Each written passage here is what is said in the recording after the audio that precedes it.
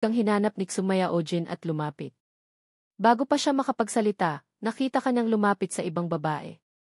Nakita na ni Sumaya Ojin ang babaeng iyon, siya ang binanggit mo kamakailan sa iyong diary, si Anlin. Si Anlin ay kilala sa kanilang circle bilang isang maganda, ngunit may pagka-cold at ruthless. Ang ganitong uri ng babae ay walang naglalakas loob na lapitan. Si Anlin ay laging mag-isa, walang kahit anong chismis. Kasabay nito, hindi rin siya nakikipag-ugnayan sa ibang pamilya. Para siyang isang diyosa na hindi maabot. Si Sumaya Ojin ay tango lang ang bati sa kanya. Nagkunwaring naglilibot, palihim na nakinig si Sumaya Ojin sa usapan ninyo ni Anlin. Ikaw si Miss Anne. Nagkunwari kang medyo nagulat. Gamit ang description sa orihinal na kwento, agad mong natagpuan si Anlin. Si Anlin din ay nagkunwaring nagulat at tiningnan ka. Ikaw si? Paanong hindi niya malalaman na ikaw ito? Mula nang unang lumitaw ang iyong diary sa kanya, palihim ka na niyang inoobserbahan. Ako si Xiaoxin. Bigla na lang akong lumapit para batiin ka, medyo bastos ba? Yaong Master Su, matagal ko nang naririnig ang pangalan mo. Ano nang kailangan mo sa akin?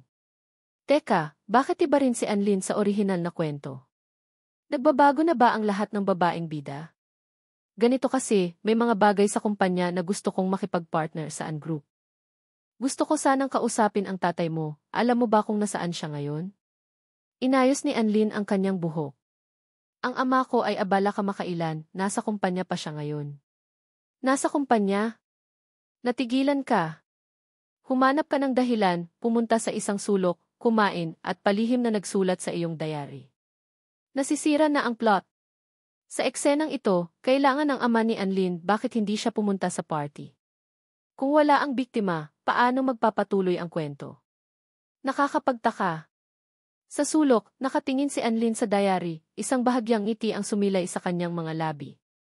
Matapos basahin ang diary, naintindihan na rin ni Sumaya Ojin, kung bakit ka biglang lumapit kay Anlin, nagdala siya ng isang magandang cocktail at diretsong iniabot sa iyo.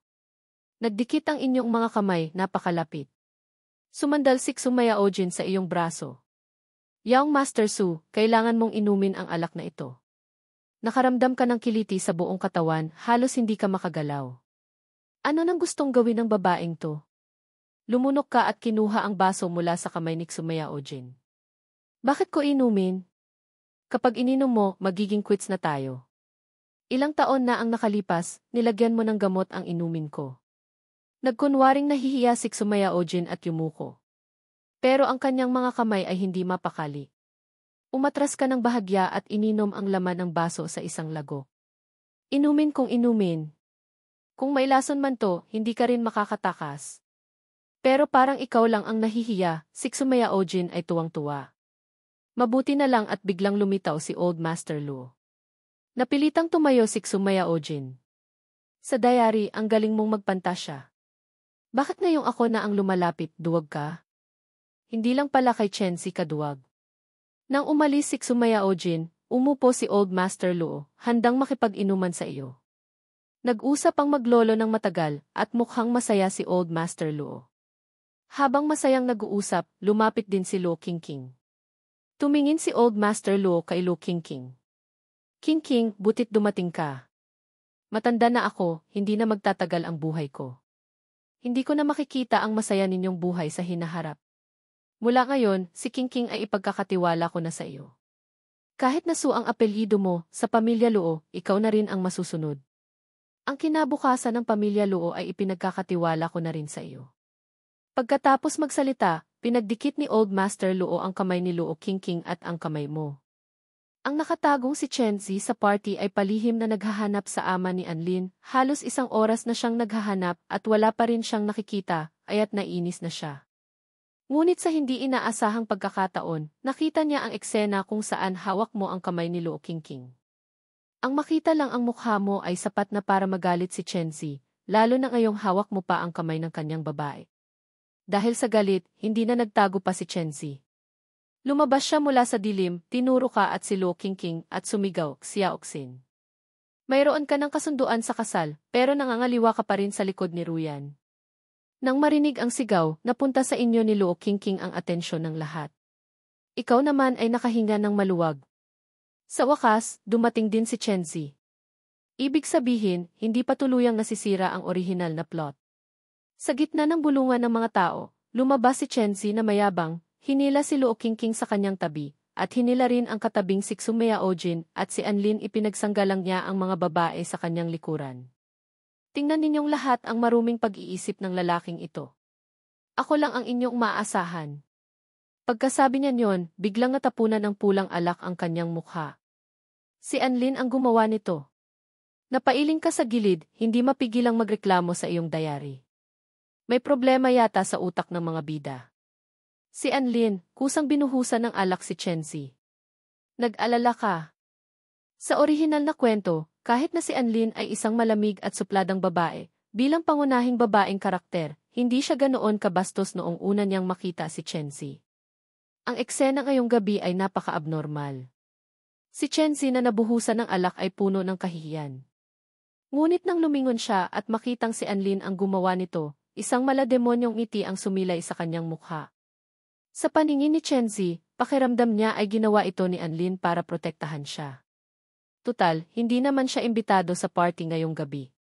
Ngunit si Chenzi ay isang syura, paano niya hahayaang ang kanyang babae ang maging tagapagtanggol? Hinila niya si Anlin pabalik sa kanyang tabi. Huwag kayong mag-alala, poprotektahan ko kayo. Alam niyo ba ang Shichangshi Group sa Jiangsheng? Ang kumpanya ko ay nag-aalok ng serbisyong pansiguridad. Hanggat nandito ako, walang sinuman ang mga ngahas na saktan kayo. Pagkasabi nito, biglang humalakhak ng malakas si Luo Qingqing. Shichangshi, ang kumpanya ng mga bating, di ba? Narinig ko na kalahating buwan na mula nang magbukas ang kumpanya nyo, pero isang kliyente pa lang ang nakuha nyo.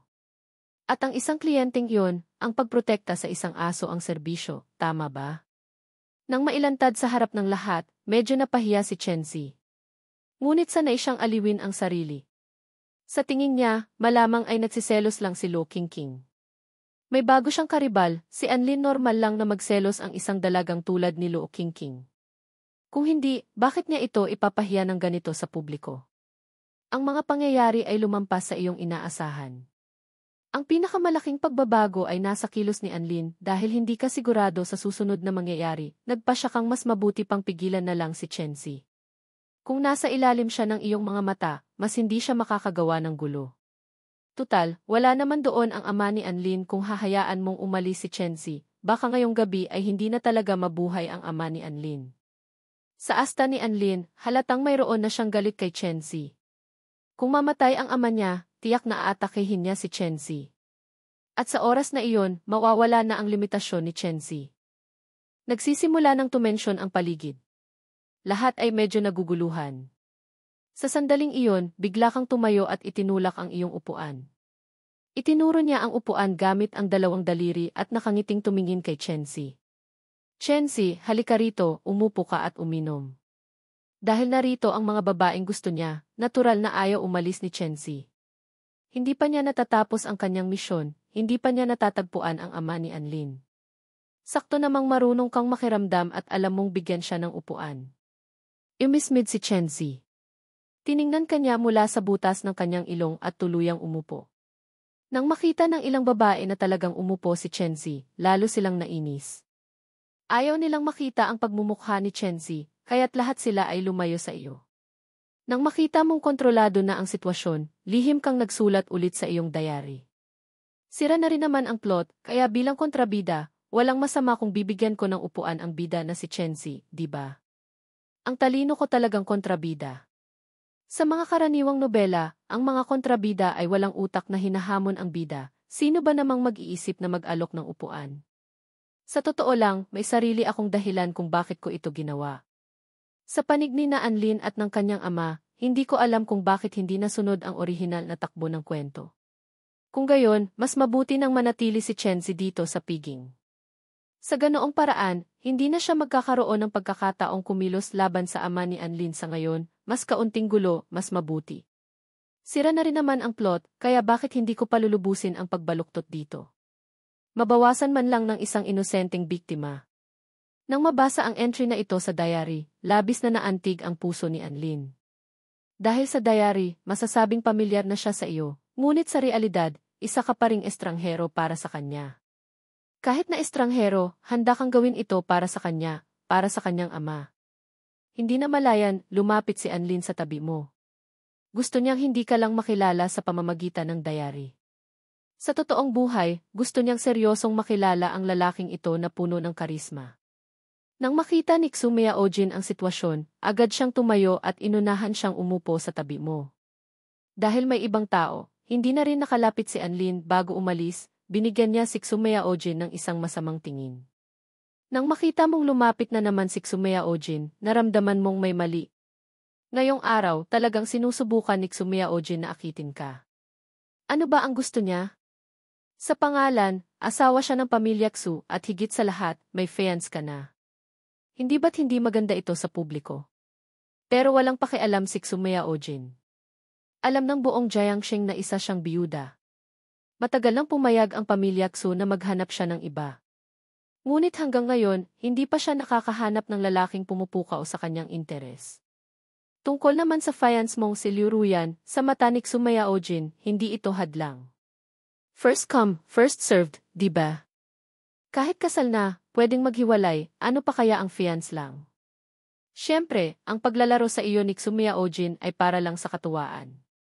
Ang lalaking tulad mo ay puno ng malisyosong isipan, ngunit napakaduwag naman. Masayang paglaruan ang ganitong klaseng tao. Sa gitna ng tawanan, sinadya na namang tamaan ni Xumea Ojin ang chopsticks sa mesa, na naging dahilan para mahulog ito sa sahig. Ay, nahulog, sabi niya sa mahinang boses, at yumuko para kunin ito. Nang siya ay yumuko, ang tanawin ng kapusian ay bumungad sa iyong mga mata. Nang makita mo ito, pakiramdam mo ay halos tumulo na ang dugo sa iyong ilong. Bagamat tila kalmado, kahit nakayuko si Xumea Ojin, ramdam niya ang nag-aapoy mong tingin. Habang naglalaban ang inyong isipan, nagawa mo pa ring isulat ang lahat sa iyong diary. Marunong talagang maglaro si Xumea Ojin, no? Ginagamitan niya ako ng ganitong mga galawan? Hindi ba siya natatakot na may gawin ako sa kanya?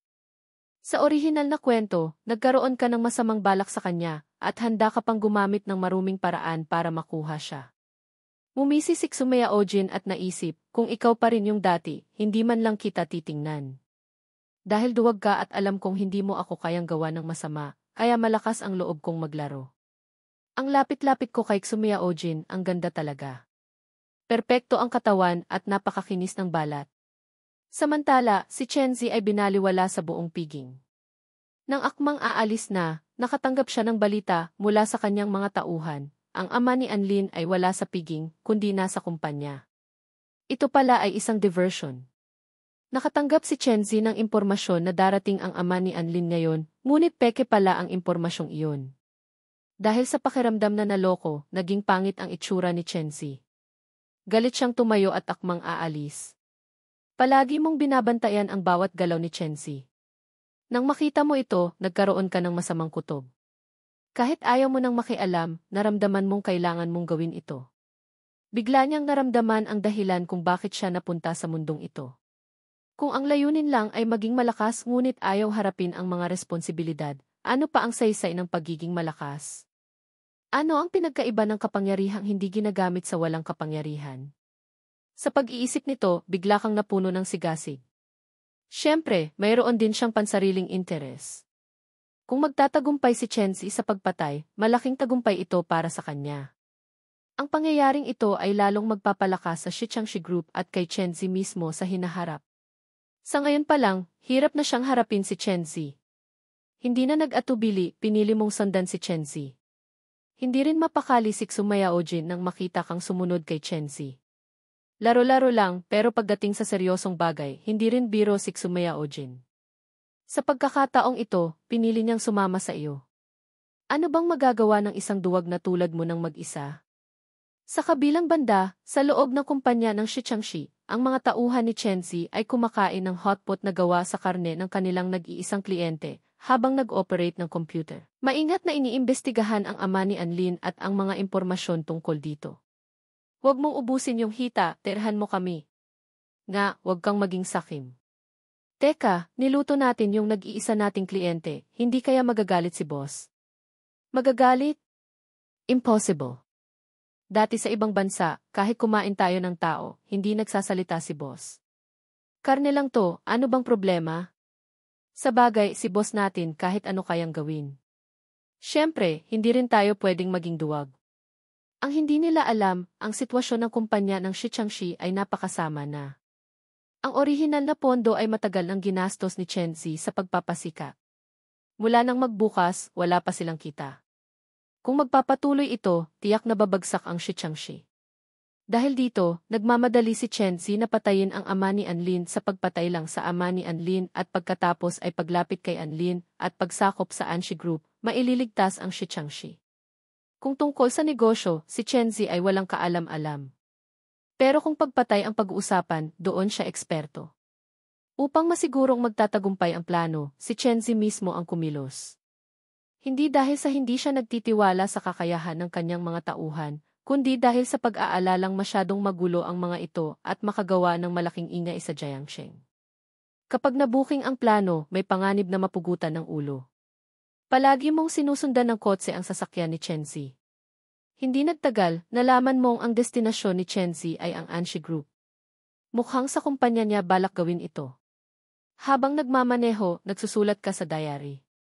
Kahit may mga bahagi ng plot na nasira, pilit pa ring sinusunod ni Chenzi ang orihinal na kwento. Ngayon, diretso siyang pupunta sa Anshi Group para patayin ang ama ni Anlin kaya ang mali sa plot na ito ay ang mga tauhan ng pamilyaan. Si Chenzi, mula simula hanggang wakas, gusto talagang patayin ang ama ni Anlin, mabuti na lang at sumunod ako. Kung hindi, baka nagtagumpay na si Chenzi. Hindi ko pwedeng hayaang ibalik ni Chenzi sa tama ang plot na lumihis na. Pagdating mo sa lugar, nakita mong malapit na si Chenzi sa ama ni Anlin at malapit ng kumilos. Dahil sa sitwasyon, wala ka ng oras para mag-isip pa. Ang pagiging duwag mo ay dahil sa paniniwalang mas kaunting gulo mas mabuti. Ngayon, may kakayahan ka ng protektahan ang sarili mo. Kung ikukumpara sa ordinaryong taong tulad ng ama ni Anlin, mas matibay ka. Hinihipo mo ang iyong dibdib, sinisigurong suot mo ang iyong Jinsi Ruan Yinjaya, gold thread soft armor. Kasama pa ang iyong Jin Zhongzhao, golden bell shield, skill, kumpiyansa kang masasalo mo ang nakamamatay na atake para sa ama ni Anlin. Kapag nasangga mo ang unang atake ni Chenzi, hindi ka nag-aalala na hindi siya atras. Pagkatapos ng ilang beses na pagkakakulong, pusta ka na kapag nalamang nabuking na siya, agad siyang aatras.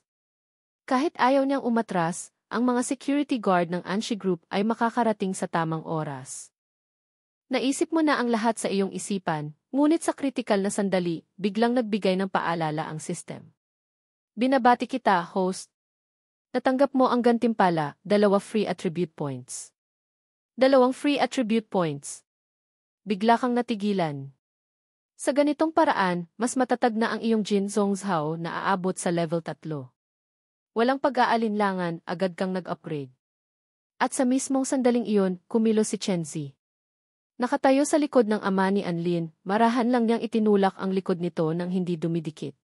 Mukhang simpleng galaw lang, pero alam mo kung gaano kalakas at nakamamatay ang nakatagong puwersa doon. Iyon ay isang palad mula sa Shura. Huwag na ang ordinaryong tao, kahit isang special police ang tumanggap ng ataking iyon, kung hindi man mamatay agad, tiyak na hindi makakalabas ng buhay sa gusali. Sa isang iglap, sumugod ka at hinarangan ang atake ni Chenzi sa ama ni Anlin.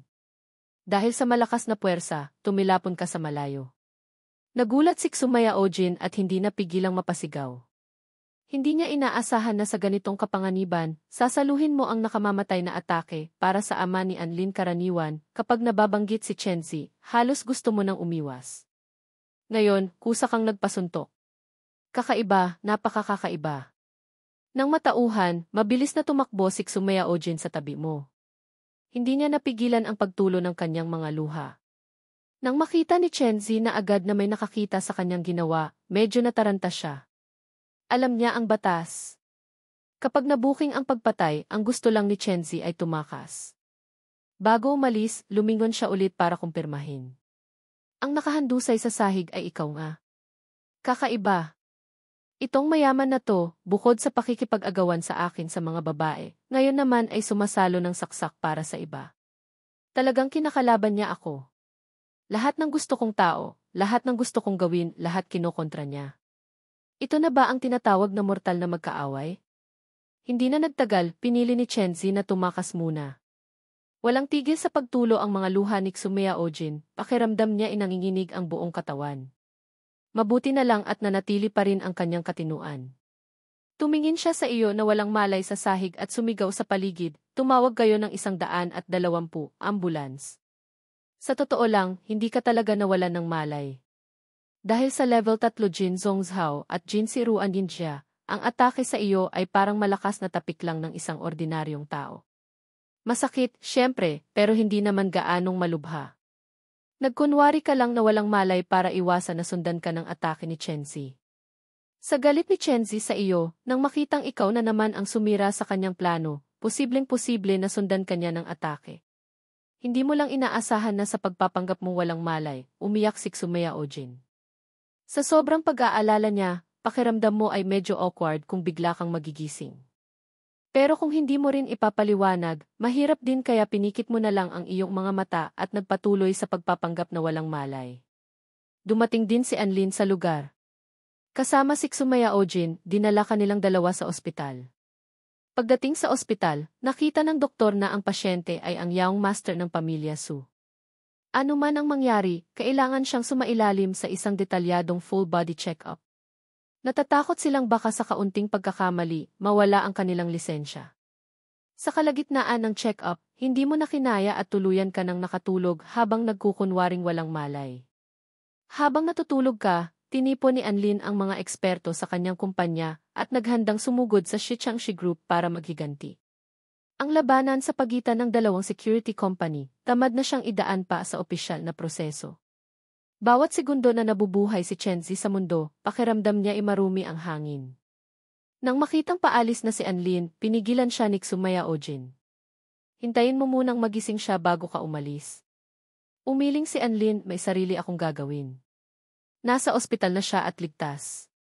Wala akong maitutulong kung mananatili ako rito. Wala ka bang puso? Inis na sabi ni Xumea Ojin. Puso?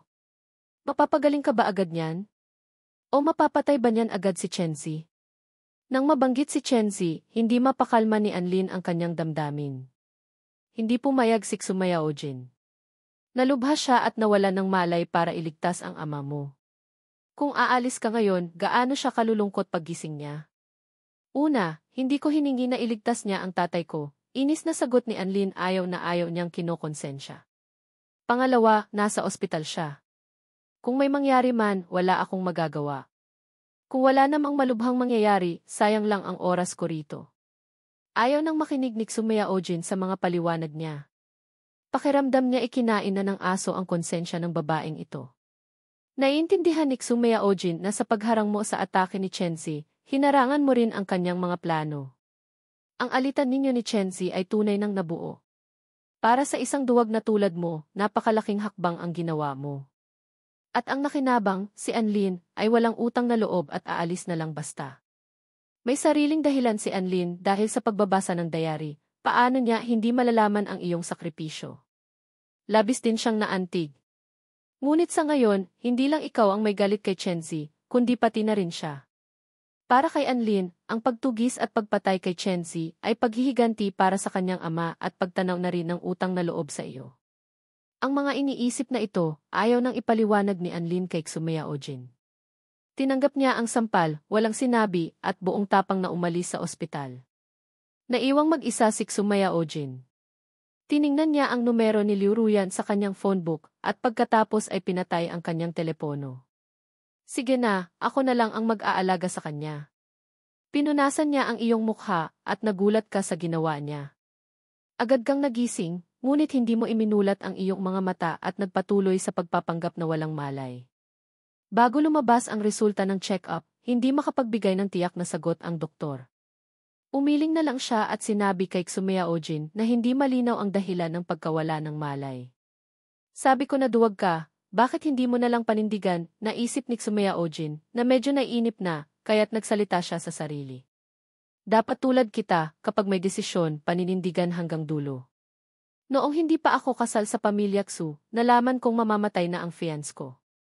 Nagdesisyon akong kahit mamatay siya bago kami ikasal, magpapakasal pa rin ako. At ginawa ko nga. Narinig mo ito at nagtaka. Ano to, maglalabas ba siya ng sama ng loob sa akin habang tulog ako? Maya-maya, tumawa ng bahagya si Sumaya Ojin. Pero hinahangaan din kita. Para sa pamilya ng isang babaeng kakakilala mo lang, handa kang isakripisyo ang sarili mo. Alam mo, ang gwapo mo nung tumilapon ka. Hayaan mo na akong maging sarili ko. Bilang isang biyuda sa pangalan, alam ng buong Jiangsheng. Malinaw na birhen pa, pero ganoon ang tingin sa akin ng mga tao. Naiintindihan mo ba ang pakiramdam na yon? Sa pag-alala kung paano niya pinagdaanan ang mga taon, hindi maiwasan ni Sumaya Ojin na malungkot. Karaniwan, wala siyang mapagsabihan. Ngayon, gusto niyang sabihin ito sa isang tiwalang malay na lalaki. Hindi naman niya maririnig. Isa akong biyuda. Sa pamilya Xu, wala akong posisyon. Hindi ko naman sila mabibigyan ng tagapagmana.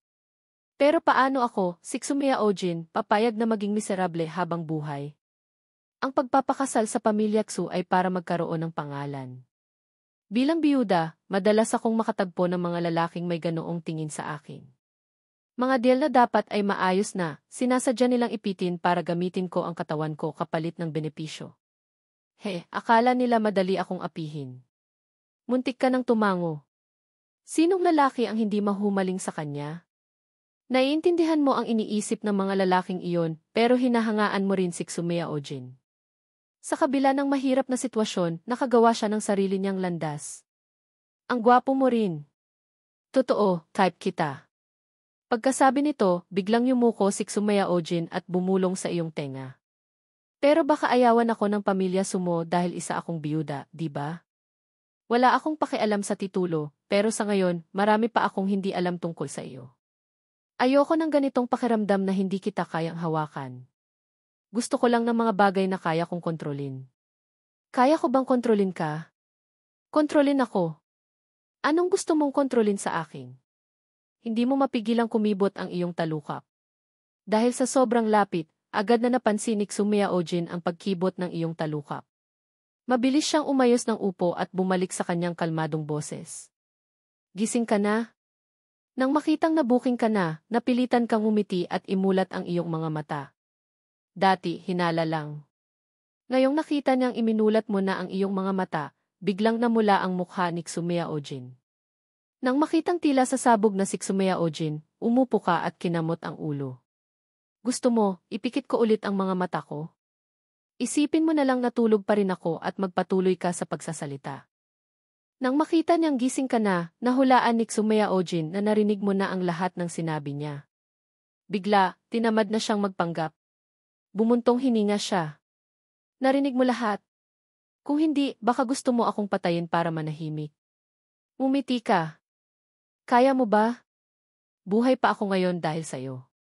Che! Wala akong kakayahang gawin yan. Dahil sa iyo ko lang naman sinabi, hindi mo naman siguro ako pagtatawanan na biyuda, di ba? Umiti ka at umiling. Sa isip mo, maganda ang biyuda. Hindi kailangan ng sagwan, puro alon lang. Tinapik ni Sumaya Ojin ang kamay mo at bumulong sa iyong tenga, ang bait talaga ni kapatid. Pinigilan mo ang pagnanasang yakapin siya at umusog ka ng kaunti. Nang makitang hindi mo na kaya, hindi na rin nagbiro si Sumaya Ojin. Baba muna ako para tingnan kung lumabas na ang resulta ng check-up. Pagkaalis ni Sumaya Ojin, isinulat mo sa iyong diary ang kanyang mga kasalanan. Kaya pala sinasabing tigre ang mga babae, dahil kumakain talaga sila ng tao. Diyan talaga magaling si Sumaya Ojin. Ngayon alam ko na kung bakit maraming lalaki ang gusto ng mga ate. Sabi ko na nga ba, walang binatbat ang mga dalaga sa mga biyuda. Nang makita ni Luo Qingqing na may bagong entry sa diary, sa wakas ay nakahinga siya ng maluwag. Kahit ayaw niya, alam niyang nilalandi ka na naman ng malanding si Sumaya Ojin. Ngunit kumalat na ang balitang malubhakang nasugatan ni Chenzi at nawala ng malay. Kumpara sa ibang bagay, mas nag-aalala si Luo Qingqing sa iyong kalagayan. Sa kabilang banda, si Anlin na papunta na sana para maghiganti kay Chenzi, ay nakita ang bagong entry sa iyong diary. Nalaman niyang gising ka na. Base sa nilalaman ng diary, mukhang okay ka na. Kung hindi, paano ka magkakaroon ng oras para mambiro ng babae? Bumalik sa ospital, utos ni Anlin sa driver. Nagtaka ang driver. Hindi po ba't papunta tayo sa Shichangshi Group? Lumingon si Anlin at tiningnan ang 10 sasakyang nakasunod sa kanila. Medyo nawala siya sa sarili. Pagkatapos ng ilang sandali, nagdesisyon siyang bumalik muna sa ospital. Ang paghihiganti ay maaaring pagplanuhan pa. Ngayong gising ka na, medyo kumalma na rin siya. Nabasa na rin niya sa diary na kung hindi niya kayang patayin si Chenzi sa isang atake, ang pag-atake sa kanya ay magpapagalit lang sa kanya at maaaring magdulot ng mas malalang kahihinatnan. Alam ni Anlin ang lahat ng ito. Ngunit nang makita kanyang halos wala ng buhay, hindi niya mapigilan ang galit. At nag-aalala rin siyang baka umatak ulit si Chenzi sa kanyang ama, kaya't bigla siyang nagpadalos-dalos sa paghihiganti. Ngayong gising ka na, maaari pang pagplanuhan ang lahat. Si Liu Ruyan naman sa bahay, nang makita ang diary, hindi na napakali. Gusto niyang sumugod sa ospital para tanungin si Xumea Ojin kung ano ang binabalak nito. Ngunit marami pa siyang kailangang gawin. Nang makita niyang may gana ka pang mambiro ng babae sa diary, nakasiguro siyang okay ka lang. Kung walang kasiguruhan, hindi ka basta-bastang hahamon kay Chenzi. Pagkatapos ng lahat ng nangyari, nagsisimula ng maintindihan ni Liu Ruyan ang bago mong pagkatao. Alam niyang hindi ka kailanman naging padalos-dalos, kundi tulad niya, hindi ka lumalaban ng walang paghahanda. Ngayong gising ka na, pagkatapos niyang tapusin ang kanyang mga gawain, pupuntahan ka niya. Tungkol naman sa malanding si Xumea Ojin, marami siyang pagkakataon para asikasuhin ito. Sa loob ng Shichangshi Group, ikinulong ni Chenzi ang sarili sa opisina. Uminom muna siya ng 3 bote ng pinakamahal na alak at pagkatapos ay malakas na tumawa. Ang mga tauhan sa labas, nang marinig ang kakaibang tawa ng kanilang boss, ay parehong natakot at naguluhan. Hindi nila alam kung ano ang nangyayari. Hindi ba't pinuntahan ni boss ang presidente ng Anshi Group para patayin? Bakit ganyan siya pagbalik? Hindi niyo alam. Kung ganyan tumawa si boss, siguradong may napakagandang nangyari. Magandang balita. Maliligtas na ba ang Shichangshi Group? Siyempre. Kailangan nating magtiwala sa kakayahan ni boss. Habang nag-uusap sila, lumabas si Chenzi mula sa opisina na may malaking ngiti sa mukha. Iwinagayway niya ang kanyang kamay at inanunsyo, ang Shichangshi Group, simula ngayon, ay aangat na. Mabuhay si Shura! Nagdiwang ang mga miyembro ng Shura. Iwinagayway ni Chenzi ang kanyang kamay. Ngayon, susunduin ko muna ang magiging ate ninyo. Ang plano niya ay patayin ang presidente ng Anshi Group at kunin ang kumpanya. Ngunit hindi niya inaasahan na ikaw mismo ang lumapit sa kanya at ibinigay ang sarili mo sa kanyang mga kamay. Ang atake niya ay sadyang nakamamatay. Huwag na ang isang mayaman na binatilyo, kahit isang kampiyon sa boxing ang tumanggap ng ataking iyon, tiyak na mamamatay. Bago umalis, lumingon si Chenzi at tiningnan kang nakahandu sa isasahig. Para kang bangkay hindi gumagalaw. Ano pa ba iyon kundi patay? Namatay ka. Nakaramdam si Chenzi ng malaking kasiyahan sa paghihiganti. Ang mga babaeng dapat ay sa kanya, sa wakas ay babalik na sa kanyang mga bisig. Una sa lahat, susunduin niya si Liu Ruyan. At ipapaalam niya sa buong Jiangxing na lahat ng pag-aari mo, isa-isa niyang kukunin. Pagkatapos tapusin ang kanyang mga gawain, nag-isip si Liu Ruyan at nag-ayos ng mabuti bago umalis. Sabi mo, ang lamang lang ni Xumea Ojin ay ang kanyang mapang-akit na katawan. Ang kanyang karisma ay natatangi. Mag-aayos siya ng mabuti para ipakita sa iyo kung sinong babae ang pinakamahusay. Pagbukas ng pinto, bigla niyang nakasalubong si Chenzi. Umisi si Chenzi, nakasandal sa pinto. Ruyan, naramdaman mo bang darating ako? Kakatok pa lang sana ako. Pagkatapos, inamoy niya ang pabango sa damit ni Liu Ruyan. Ruyan, madalas kong maamoy ang pabangong ito sa panaginip ko. Tuwing naaamoy ko ito, naiisip kong nakahiga ka sa tabi ko. Chenzi, sira ulo ka ba? Bakit mo ba ako laging ginugulo? Nang marinig ang sinabi ni Liu Ruyan, naintindihan ni Chenzi. Ang kanyang babae ay dumidistansya sa kanya dahil natatakot itong madiskubre mo at paghigantihan. Sa pag-alala sa itsura mong nakahandu sa isasahig, hindi niya maiwasang matawa. Ruyan, huwag kang matakot. Bumalik ka na sa mga bisig ko. Ang hadlang sa pagitan natin ay wala na. Mukhang hindi pa alam ni Chenzi na gising na ako. Para maiwasan ang gulo, hindi sinabi ni Liu Ruyan kay Chenzi ang tungkol dito. Hindi rin niya alam kung ano ang kalagayan mo ngayon. Paano kung mahina ka pa at malaman ni Chenzi na buhay ka pa at puntahan ka sa ospital para tapusin? Nang makitang hindi nagsasalita si Liu Ruyan, tinapik ni Chenzi ang kanyang dibdib. Ruyan, sinabi ko na noon poprotektahan ko ang aking babae. Ngayon, tinupad ko na. Lahat ng hadlang sa pagitan natin, isa-isa kong aalisin. Magtiwala ka lang at yakapin mo ako. Umalis ka. Lumayo ka sa akin. Huwag kang magkalat dito, sabi ni Liu Ruyan at pabalang na isinara ang pinto bago umalis. Naiwan si Chenzi na tulala. Sa pagtingin sa papalayong si Liu Ruyan, nagtaka siya. Patay na siya, ano pa ang kinatatakutan ni Ruyan?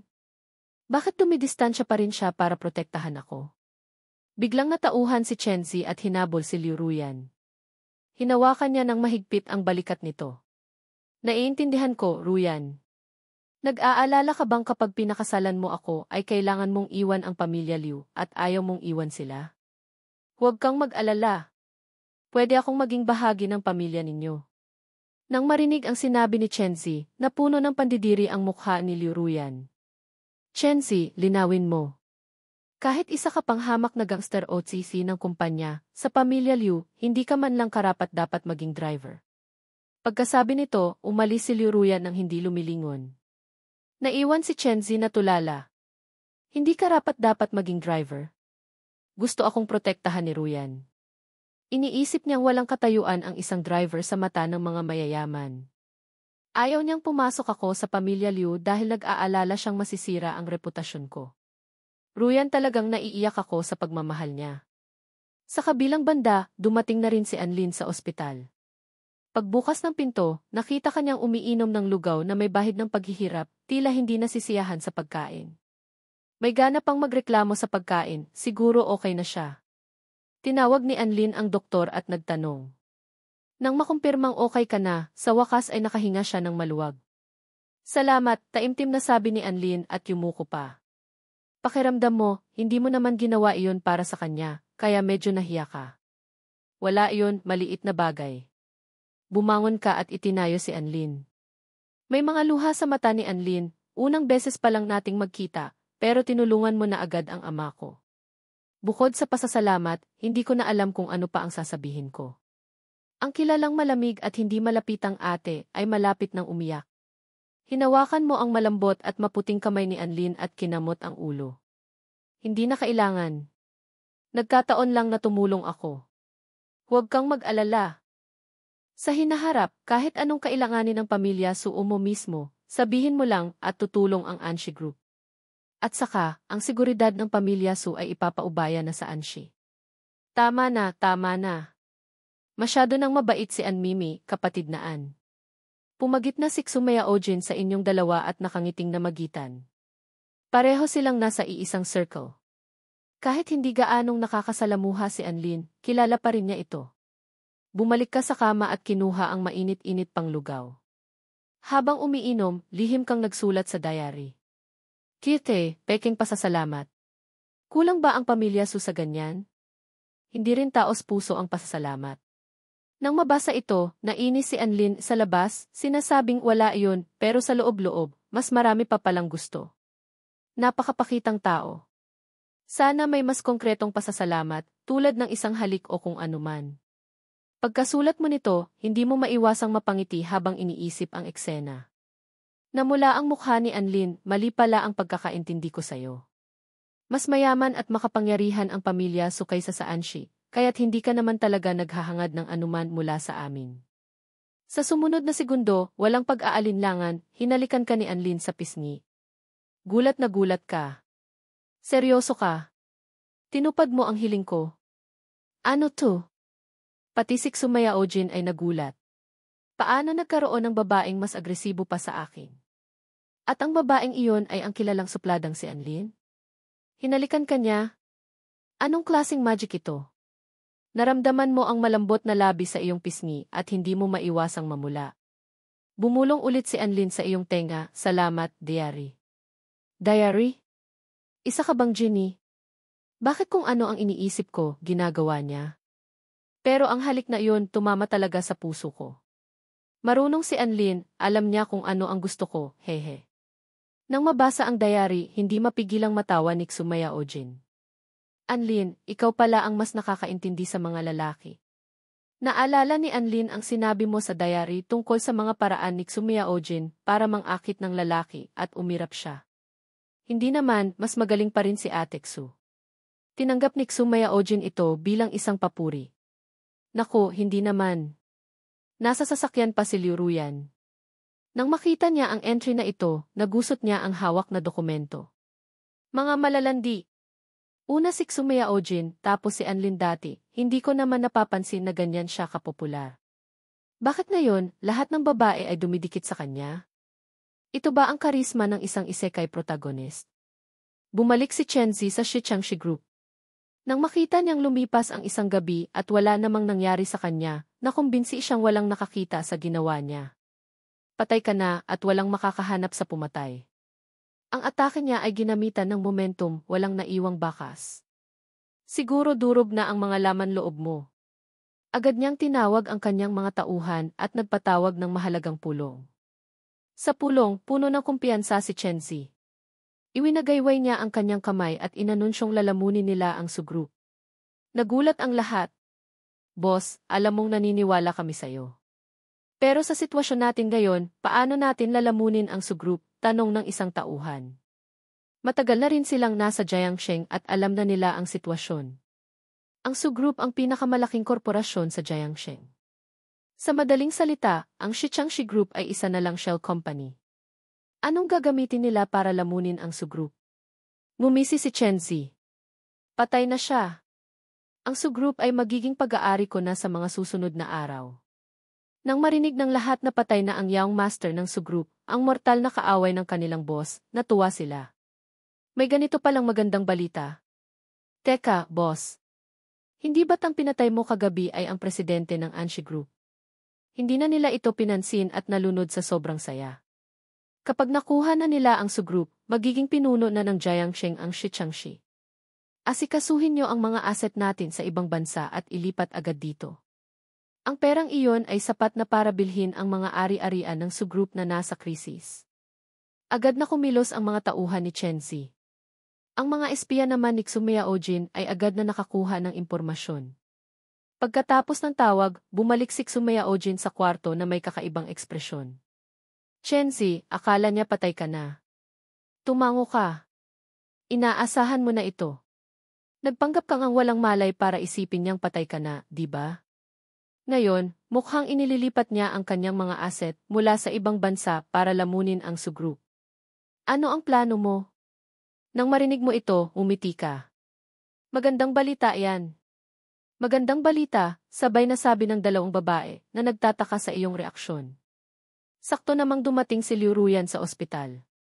Gusto sana niyang magtanong, ngunit nang marinig ang seryosong usapan, hindi na niya pinansin ang ibang problema. Nagkaisa ang tatlong babae sa pakikinig sa iyong plano. Ngayon, kailangan lang ilipat ng Su Group ang ilang asset para magmukhang shell company at pagkatapos ay ibenta sa mababang halaga. Sa tingin nyo, maloloko ba ang tangang si Chenzi? Tumango si Liu Ruyan. Magandang ideya. Base sa pagkakakilala ko kay Chenzi, wala talaga siyang alam sa negosyo. At dahil sa pagkakataong ito, iniisip niyang sigurado na siya, kaya tiyak na magiging pabaya siya. Malaki ang posibilidad na maloko siya. Hindi malaki ang posibilidad, kundi tiyak na maloloko siya. Hiniling mo kay Liu Ruyan na makipagtulungan sa iyo. Walang pag-aalinlangan, pumayag agad siya. Kasabay nito, tiningnan niya ng may pamamaliit sina Sumaya Ojin at Anlin, sino ang tunay na may karapatan, sana alam ninyo. Ang pamilya Liu, hindi lang sa pangalan kamag-anak ng Su, kundi talagang nakakatulong sa kanila. Tunay na tulong, hindi yung tulad ng isang halik sa pisngi lang. Ngunit ang mga salitang ito ay ayaw na niyang sabihin ng malakas. Ang unang hakbang sa iyong plano ay makipagtulungan sa lahat ng nasa paligid mo para magpakalat ng balita na kritikal ang iyong kalagayan. Nagbebenta ng ari-arian ang pamilya Su at Liu para kumuha ng isang sikat na doktor mula sa kabisera para pagalingin ka. Nang kumalat ang balita, pinag-usapan ito ng lahat. Ang pinangyarihan ay sa Anshi Group, isang security company.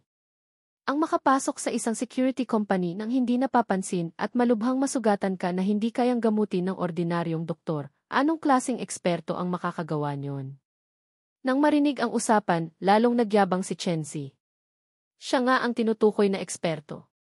Dahil sa sobrang saya, pinabilis ni Chenzi ang kanyang mga hakbang at inilipat ang lahat ng kanyang pondo para bilhin ang mga ari-ari ang ibebenta ng Su Group.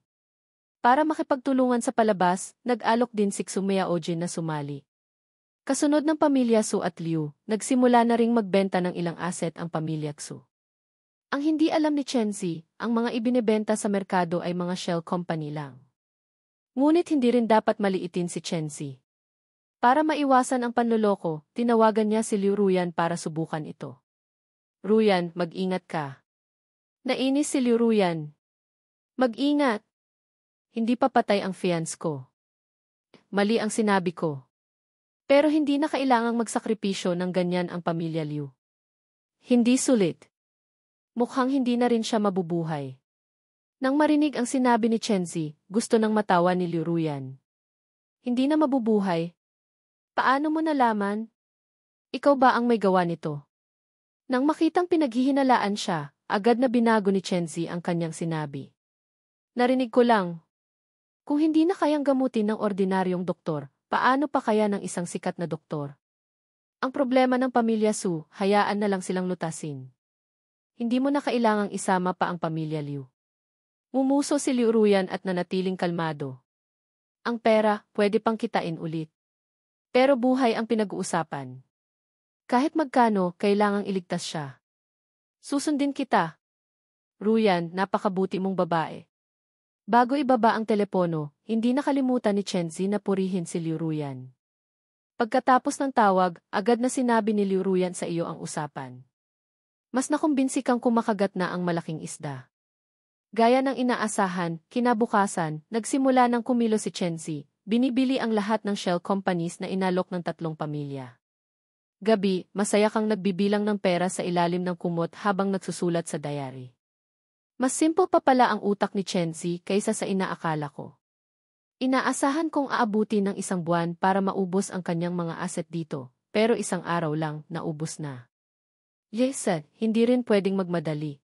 Sa pagkakataong ito, kailangan kong bigyan ng leksyon si Chenzi. Sulit din ang tinanggap kong atake. Base sa orihinal na kwento, may mga asset pa si Chenzi sa ibang bansa. Kailangan ko ring makuha yun bago ko hilahin ang pain. Hehe, parang pangingisda ito. Hindi lang tayo maghihintay, kundi maglalagay tayo ng mahabang pain para sa mas malaking huli. Pagkasulat sa diary, nagtalukbong ka ng kumot. Kinabukasan, ipinaubos mo sa pamilya mo ang shares sa Jiangxing Grand Hotel, at pagkatapos ay ibinenta ang shell company na ito sa mababang halaga. Mabilis na nakarating ang balita kay Chenzi. Jiangxing Grand Hotel. Sino ba ang hindi nakakaalam? Isa sa pinakamalaking kumikitang negosyo sa Jiangxing. Dahil gustong yumaman agad, syempre, naisip din ito ni Chenzi. Ngunit masyadong malaki ang negosyong ito. Kahit sa panahon ng krisis ng Su Group, hindi pa rin kayang bayaran ni Chenzi ang presyo nito. Kahit pagsamahin pa ang natitirang asset niya sa ibang bansa, kulang pa rin. Pagkatapos mag-isip sandali, nagdesisyon si Chenzi. Ang tunay na lalaki ay hindi dapat mag-atubili pagdating sa pera. Malaki na ang nailabas niyang pera, konti na lang ang kulang. At saka, sa tingin niya, sulit ang pagbili sa Jiangxing Grand Hotel. Sa pagkakaroon ng hotel, mababawi niya ang puhunan sa loob lang ng ilang buwan. Ang problema na lang ay kung saan kukunin ang kulang na pondo. Inisip niya ang lahat ng mayayamang pamilya. Nalaman niyang ang mga babae lang niya ang posibleng makatulong. Sa huli, pinili ni Chenzi na lumapit sa pinakamukhang inosenteng si Luo Qingqing. Dahil hindi sapat ang tawag lang, lalo na't manghihiram ng pera, personal siyang pumunta sa bahay ng mga Luo sa kalaliman ng gabi. Pagdating sa gate ng mga Luo, nag-isip si Chenzi at bumalik sa hardin papunta sa kusina. Itinulak niya ang bintana ng kusina at pumasok sa bahay ng mga Luo. Biglang bumukas ang pinto ng kwarto at nagulat si Luo Qingqing. Nang makita niyang si Chenzi ang dumating, nagkaroon siya ng ideya. Chenzi, anong kailangan mo? Qingqing, gusto kong bilhin ang Jiangxing Grand Hotel, pero medyo kapos ako sa pera. Manghihiram ng pera. Halos matawa na si Luo Qingqing, ngunit pinigilan niya at nagkunwaring nahihirapan. Alam niya ang plano mo. Qingqing, gusto kong manghiram sa'yo ng pera. Kahit sa babae nang hihiram ng pera, nanatili pa rin ang ngisi ni Chenzi na para bang nagpapakita ito ng kanyang pagkalalaki. Para makipagtulungan sa iyo, naghanda si Luo Qingqing na paglaruan si Chenzi. Ah, gusto mo palang bumili. Pero ang cash ng pamilya Luo, naibigay na namin sa pamilya Su. Kasi si Kuya Xin, ikaw, ay parang pamilya na rin namin. Walang pera? Qingqing, bakit hindi mo tanungin ang lolo mo? Napakayaman ng pamilya Luo, paanong maubos agad ang pera? Nagkunwaring nalulungkot si Luo Qingqing. Hindi mo kasi alam, sobrang lala na ng kalagayan ni Kuya Xin. Milyon-milyon ang ginagastos araw-araw para lang mabuhay. Iniisip ko pa nga, kung hindi sapat ang pambayad sa gamot niya, manghihiram ako sa Shichangshi Group. Ganoon kalala? Mamamatay na ba siya? Nanlaki ang bibig ni Chenzi, nagkukunwaring gulat. Ang pinakamalaking sakit pala sa mundo ay ang kahirapan. Kung hindi dahil sa pera ni Xin, patay na siya sa isang atake lang. Mabuti na lang at mayaman ang pamilya Su, kaya't nakakagastos siya ng milyon-milyon araw-araw para lang mabuhay sa ospital. Nang marinig mong malapit ka ng mamatay, medyo gumaan ang loob ni Chenzi. Ngunit wala ring pera ang pamilya Luo. Saan niya kukunin ang kulang? Qingqing, may iba ka pa bang paraan? Kailangan ko talaga ng perang ito. Baka pwedeng manghiram sa ibang pamilya? Si Chenzi mismo ay parang basura sa mata ng mga mayayaman sa Jiangsheng. Sino ba ang magpapahiram sa kanya? Nagkunwaring nalulungkot si Luo Qingqing at yumuko. Hindi sa ayaw kitang tulungan, pero lahat ng pwedeng hiraman, nahiraman na namin para sa panggamot mo. Kung ganoon, sige na. Magpahinga ka na, Qingqing. Kahit hindi nakahiram ng pera, umalis si Chenzi na may ngiti sa mukha. Dahil dito, naramdaman ni Chenzi na si Luo Qingqing ang tunay na nagmamahal sa kanya. Kahit hindi nakatulong, sapat na ang kanyang ipinakitang pag-aalala. Pagkaalis ni Chenzi, umisi si Luo Qingqing. Hindi ko akalain na ganito katanga si Chenzi. Simple-minded at puro lakas lang. Gusto pang makapasok sa mundo ng mayayaman. Ni hindi ka karapat-dapat maging isang biglaang yaman. Managinip ka na lang. Sa kabilang banda, ang pamilya Su, Liu at ang sumaling pamilya Xu ay kumita ng malaki. Tawa sila ng tawa. Lalo na ikaw. Kahit na isa ng malaking pamilya ang Su, sino ba ang ayaw sa pera? Siyempre, mas marami, mas maganda. At ang perang ito ay galing pa sa mortal mong kaaway. Mas masarap bilangin. Si Chenzi, na hindi nakahiram ng pera, ay alam na wala na siyang mahahanap na tulong sa loob ng bansa. Kailangan niyang maghanap sa ibang bansa.